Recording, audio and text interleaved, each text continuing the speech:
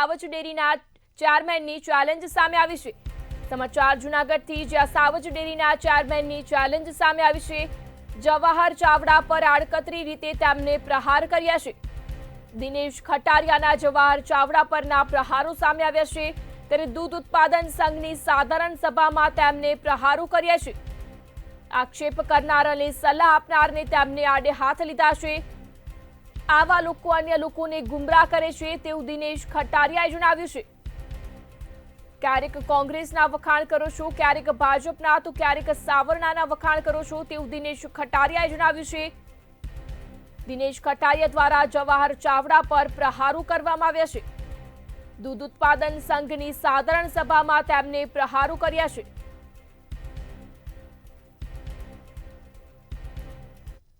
મારે આક્ષેપ કરનારા લોકોને અને એમને સલાહ દેનારા લોકોને મારે કહેવું છે કે તમે પેલા તમારું તો સ્થિર થાવ, તમે તો સ્થિર થાવ। હું કરવાના છો લોકોને ગુમરાહ કરે?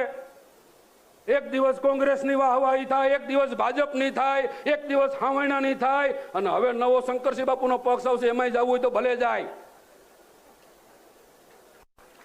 મિત્રો, આક્ષેપ કરનારા લોકોને મારી છૂટ છે કે જે કાંઈ ચેલેન્જ કરવી હોય મારી સામે આવીને કરે।